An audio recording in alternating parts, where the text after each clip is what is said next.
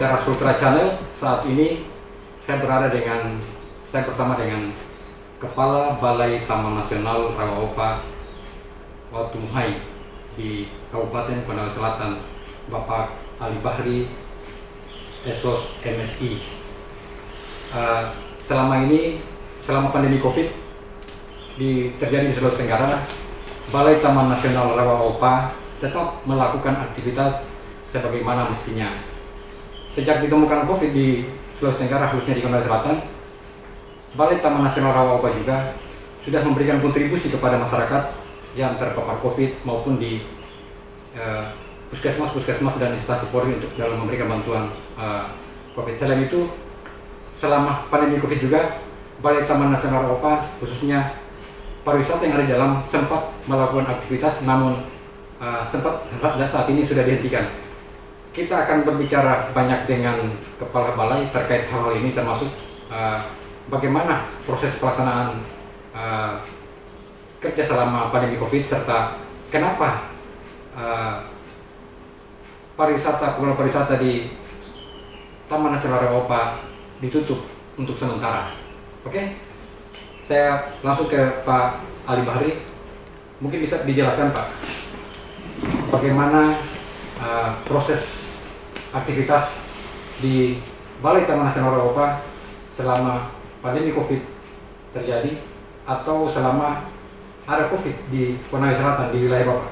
Mungkin bisa disampaikan, Pak. Baik, terima kasih Pak Mulyadi dari Lentera Sultra.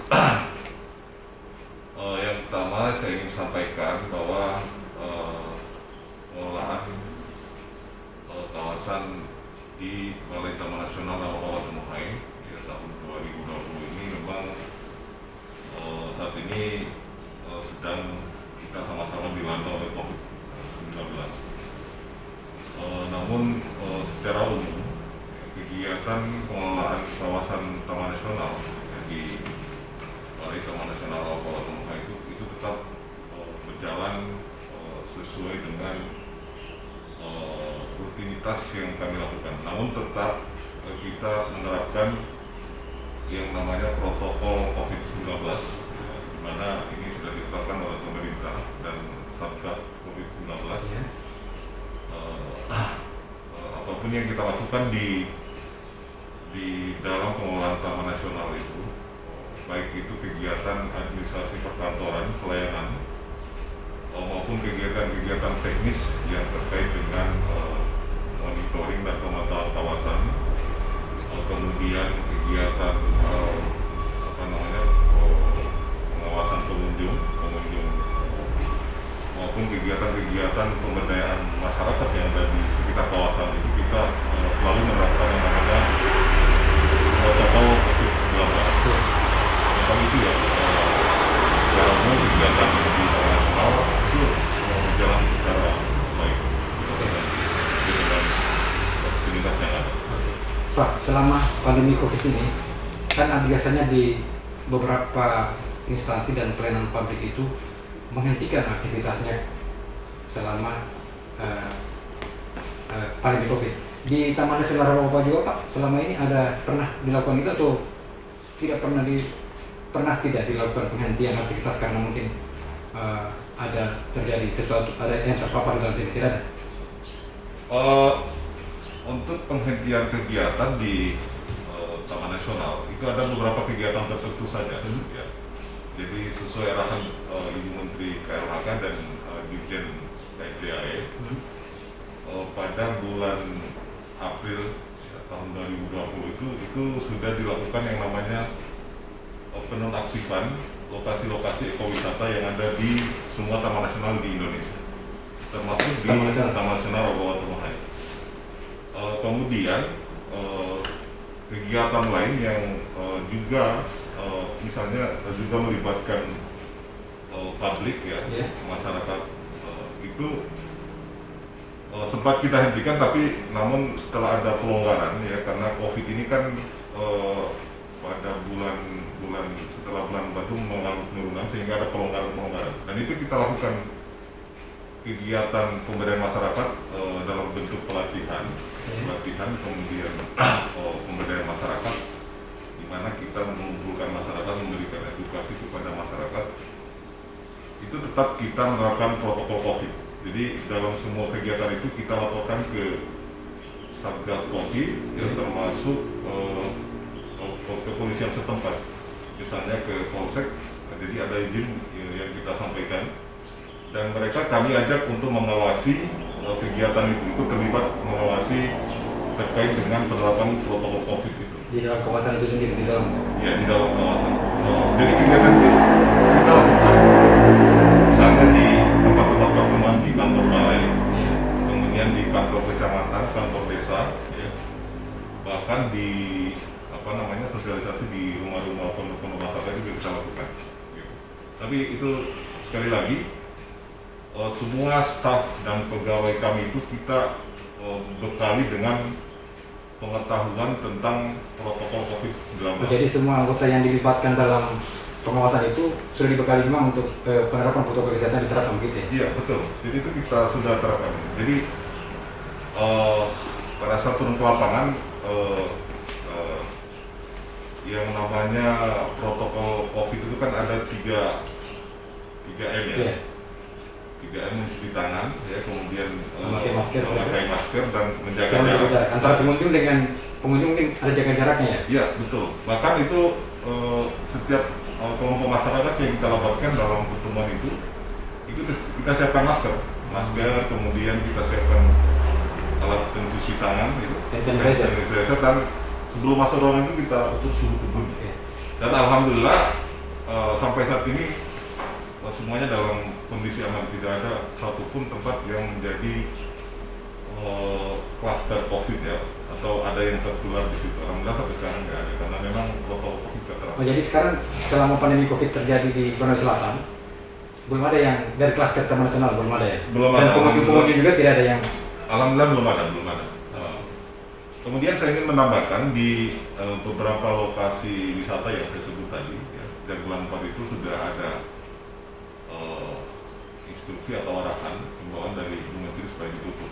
Dan sampai saat ini kita terapkan. Ini karena untuk menghindari yang namanya tempat wisata itu kan dia tempat berkumpulnya orang-orang, ya, orang-orang. Sehingga dikhawatirkan kalau itu karena petugas kami juga sangat terbatas, ya, dikhawatirkan kalau itu terjadi konsentrasi massa di situ, itu bisa akan memunculkan kluster. Karena kita tidak tahu namanya di lapangan ya, di lapangan di kawasan hutan itu kan tentu alat untuk mendeteksi itu agak terbatas gitu. Berbeda dengan di gedung-gedung. Pak, ini kan Taman Nasional Rawa-Opa terletak di beberapa 4 kabupaten ya, Kabupaten Nusa Tenggara. Terus di dalamnya ini didukung dengan berbagai wisata yang dikunjungi oleh masyarakat. Wisata apa saja sih Pak yang ada di dalam kawasan Taman Nasional Rawa-Opa ini, dan sejak kapan itu mulai ditutupkan dan apakah akan dibuka kembali Pak? Kira-kira bagaimana Pak? Jadi di lokasi kami itu di Taman Nasional Rawa-Opa ada beberapa tempat ya, ada beberapa segmen wisata yang memang menjadi andalan dan menjadi wisatawan. Kombinasi wisatawan. Yang pertama itu adalah hutan pendidikan. Jadi hutan pendidikan itu merupakan wisata edukasi ya, bagi pelajar, mahasiswa untuk melakukan proses menjelajahi alam dan proses edukasi di alam. Ya, di hutan pendidikan itu terletak di Kecamatan Tinanggia, Kabupaten Borneo Selatan. Kemudian ada namanya mangrove site. Mangrove site itu adalah wisata ekowisata mangrove yang juga terletak di Kecamatan Tinanggia. Jadi biasanya para pengunjung itu di samping melakukan edukasi, juga menikmati panorama mangrove, kita ajak mereka untuk berkeliling menggunakan kapal ya, kapal wisata yang kita sudah siapkan untuk menikmati sambil menyusuri mangrove dan melihat pemandangan. Bahkan di sana juga kita bisa suguhkan dengan yang namanya pengambilan hasil hutan misalnya udang kepiting secara langsung mereka bisa lihat. Bahkan di situ ada masyarakat tradisional yang hidup di sini, di situ di dalam Mako.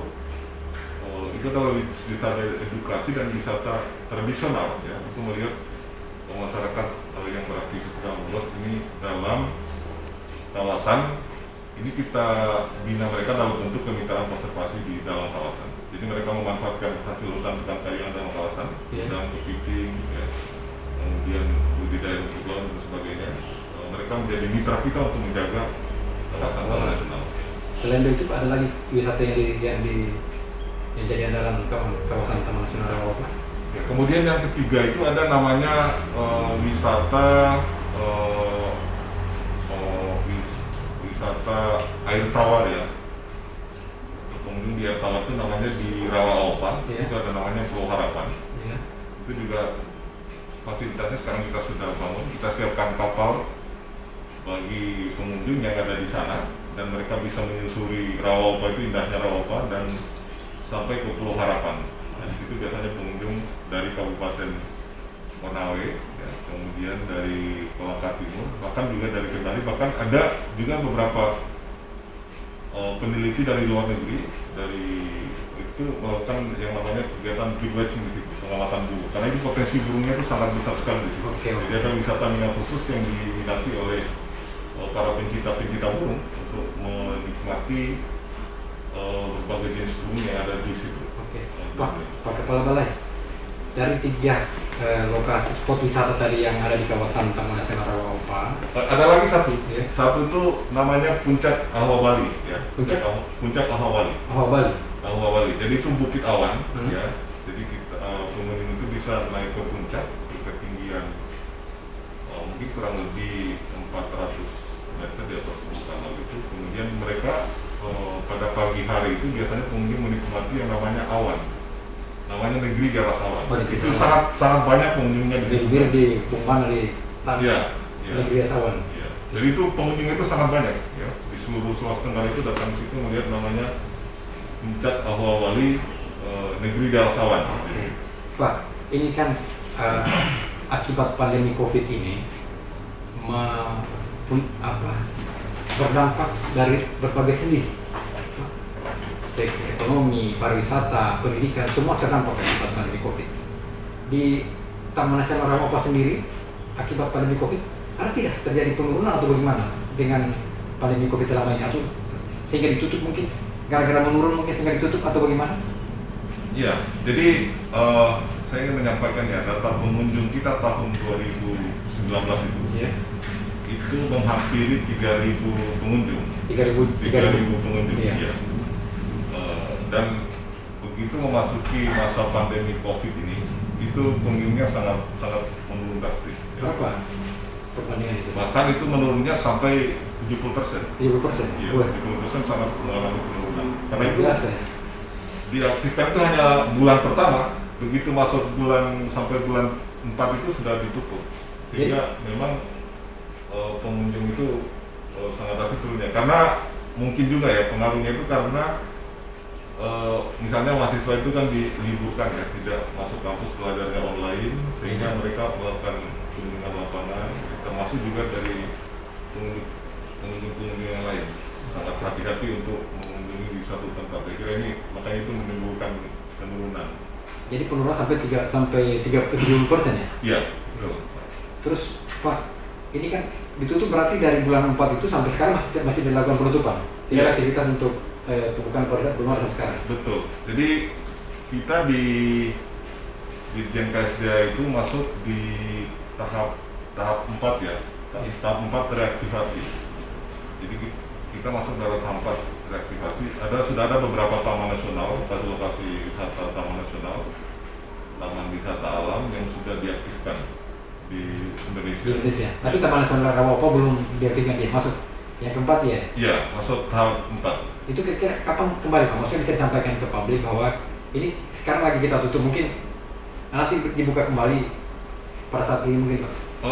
Saat ini reaktivasi sedang kami usulkan, karena itu juga harus mendapatkan persetujuan dan rekomendasi dari Bupati Pemda ya, Bupati Bombana, kemudian Konawe Selatan ya, sama Konawe. Jadi pendapat presiden dari 3 bupati yang Ya. menjadi wilayah Betul. 4 ya, dari Ya. 4 bupati ya. Ya. Kolaka Timur salah satu mungkin. Kolaka Timur, Konsel, Bombana, Konsel, Bombanan, dan Konawe. Konawe. Ya, jadi 4 ya. Jadi itu berarti reaktivasi itu tinggal persetujuan 4 bupati. Setelah mendapatkan itu, sekarang sudah sedang kita usulkan di DEP, dan ini sedang lagi proses. Mudah-mudahan kalau nggak salah akhir Desember ini atau bulan 1 itu sudah bisa diaktifkan kembali. Oh, jadi bisa diaktifkan kembali dari antara Desember sampai Januari lah. Betul. Oh, siap. Terus Pak, selain menutup pariwisata, spot-spot wisata yang ada di Taman Nasional Rawaopa, selama pandemi COVID ini mungkin Taman Nasional Rawaopa juga mungkin memberikan apa yang diberikan kepada masyarakat di sekitar kawasan lokasi ini Pak? Mungkin ada bantuan mungkin atau masyarakat yang terdampak COVID itu diberi bantuan atau petugas-petugas dari dinas kesehatannya, dari Polri sebagai garda terdepan, mungkin ada sumbangsi dari pihak Taman Nasional Pak? Oh baik, jadi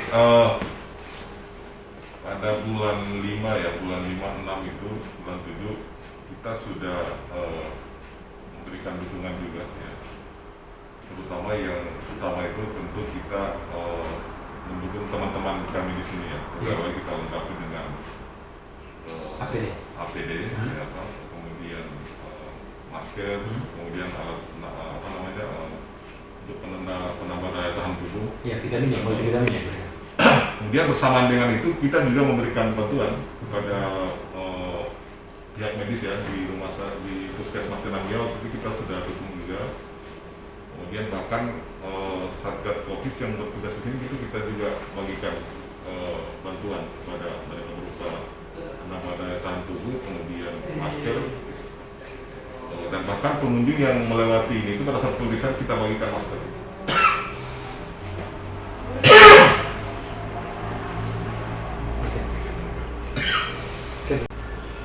Oke Pak, Oke. action Pak. Terkait mungkin ada sumbangsi dari pihak Taman Nasional Rawaopa selama pandemi COVID kan, terutama kan di Konsel ini salah satu daerah juga yang masyarakatnya terpapar COVID-19. Bisa disampaikan mungkin? Ya, jadi bentuk kegiatan yang bisa mendukung masyarakat dalam pandemi COVID ini ada beberapa kegiatan yang kita lakukan. Yang pertama itu adalah yang namanya bantuan pemberdayaan masyarakat, ya. Kemudian ada namanya pengibaran motivasi. Jadi dalam tahapan bantuan atau kegiatan pemberdayaan masyarakat itu ada beberapa pelatihan ya. Yeah. Pelatihan yang namanya penguatan kapasitas kelompok, itu ada tahapan-tahapannya. Kemudian ada yang kita sebut dengan namanya pemberian pengetahuan tentang usaha-usaha yang dilakukan oleh masyarakat.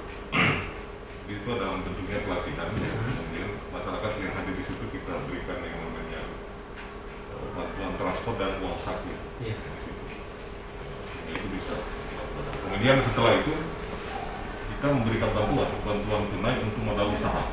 Jadi akibat pandemi COVID, UKM apa ya? Mikro ya? Usaha ekonomi mikro. Ya. Sampai diberi bantuan juga? Diberi bantuan. Jadi kita bantu itu berdasarkan usulan mereka, kemudian dibicarakan di kelompok, disepakati oleh kelompok, ya. Kemudian jenis bantuannya dibicarakan sama-sama. Kemudian kita mengundang pemateri untuk memberikan pengetahuan ya tentang kelompok, bagaimana membentuk kelompok masyarakat yang baik. Yeah. Kemudian dari usaha itu jenisnya apa, kita ajak lagi pemateri untuk mengajari mereka, misalnya ada kemasan terasi, ya kita ajak pemateri yang mengetahui itu. Ya. Kemudian ada beberapa tempat juga, misalnya di Rawaopa itu pemanfaatan Rawaopa untuk pengambilan ikan, itu juga kita termasuk budidaya ikan ada tawar di sekitar Rawaopa itu sangat ada 2 kelompok. Ya. Jadi seluruhnya itu ada 5 kelompok yang kita berdayakan pada tahun 2020 ini. Itu yang terdampak COVID semua ya? Iya. Kemudian kegiatan lain yang kita libatkan adalah di tahun 2020 ini kita juga didukung oleh Balai Pengelolaan Das Sampara. Ada yang namanya kegiatan pemulihan ekonomi nasional dalam bentuk pemulihan mangrove yang terbuka, itu ditanam kembali. Jadi itu melibatkan juga masyarakat sekitarnya. Iya, itu melibatkan masyarakat. Ada 4 desa. 4 desa itu Desa Akuni, kemudian Desa Loraya, Desa Lanungun, dan Desa Tetangge. Jadi kelompok yang terlibat itu kurang lebih ada 230 orang di situ. Dari kelompok itu? Iya. Mereka itu dilibatkan langsung untuk melakukan penanaman. Kemudian itu selama pandemi COVID, Pak Kepala Balai ya? Iya, jadi itu berlangsung sejak bulan 10 sampai dengan saat ini masih melakukan kegiatan penanaman. Kemudian ada ini berapa pohon mungkin yang apa tidak? Luasannya itu ada kurang lebih 116 hektar. 116 hektar ya? 116 hektar. 116 hektar melibatkan kurang lebih 230 orang.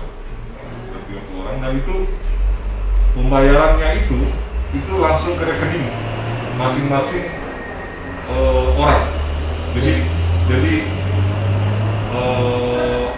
upah ya dari penanaman itu ditransfer langsung ke rekening yang pekerja itu. Ya, ke masing-masing pekerja. Ini sangat membantu di masa pandemi ini. Dan mereka sangat senang dengan kegiatan ini.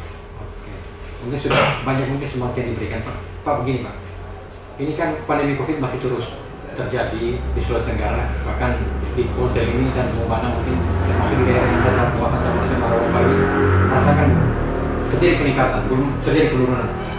Mungkin ada himbauan atau saran-saran dari Pak Kepala Balai agar pandemi ini cepat berlalu karena bisa aktivitas bisa berjalan normal kembali mungkin Pak. Terutama mungkin dengan pengelolaan pariwisata, mungkin Bapak bisa menyampaikan kepada masyarakat bahwa ini sudah ditutup dan tidak akan kembali. Mungkin saya persilakan sebelum kita close. Baik, terima kasih. Jadi saya kira dengan adanya pandemi COVID-19 ini sangat mengganggu semua sektor kehidupan yang ada di negara Republik Indonesia ini. Tidak hanya dari sektor usaha, tapi di sektor pemerintah pun itu sangat merasakan Pak. Betul. Ini harapan kita semuanya, saya kira kita berharap pandemi ini bisa teratasi dengan cepat ya.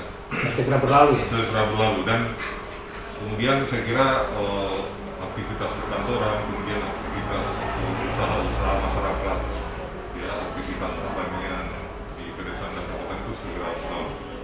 Nah kemudian sambil kita menunggu berakhirnya ini, tentu saya berharap juga aktivitas tetap berjalan, mungkin sambil menerapkan. Betul ya, saya kira aktivitas kita berjalan sebagaimana mestinya, tetap menerapkan COVID-19. Protokol kesehatan. Ya, betul, protokol COVID-19. Ya.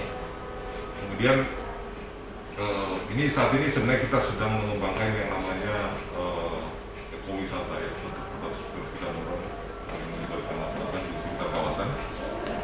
Kemudian juga tahun 2021 itu di Taman Nasional Rawa Bawah itu ada pengembangan yang namanya Pusat Konservasi Rusa. Yeah. Di Taman Nasional, mudah-mudahan ini bisa berjalan dengan baik sehingga pusat konservasi rusa di wilayah Sulawesi ya, bahkan di Indonesia itu nanti berada di Taman Nasional Rawa Bawah. Kemudian didukung oleh ekowisata yang terintegrasi dengan pusat konservasi rusa. Jadi ada ekowisata, ada beberapa spot yang kita integrasikan dengan itu, sehingga itu bisa menjadi daya tarik pengunjung ya, bagi yang berminat untuk berkunjung ke Taman Nasional Rawa Bawah. Jadi di situ ada unsur pendidikan, ya, edukasi, kemudian ada unsur menikmati panorama alam, ya, menikmati hijaunya savana, dan bisa dinikmati secara utuh oleh pengunjung. Oke, Pak Kepala Balai. Saya mungkin butuh closing statement dari Pak Kepala Balai terkait penerapan 3M itu. Mungkin bisa diberi penegasan kembali bahwa aktivitas tetap berjalan tanpa melupakan protokol kesehatan 3M. Mungkin bisa ceritakan Pak. Baik, kita berharap semua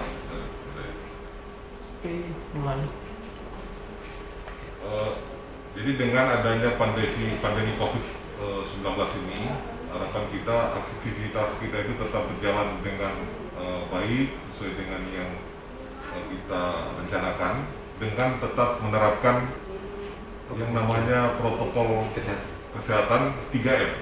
1, memakai masker, 2, mencuci tangan, yang ketiga menjaga jarak.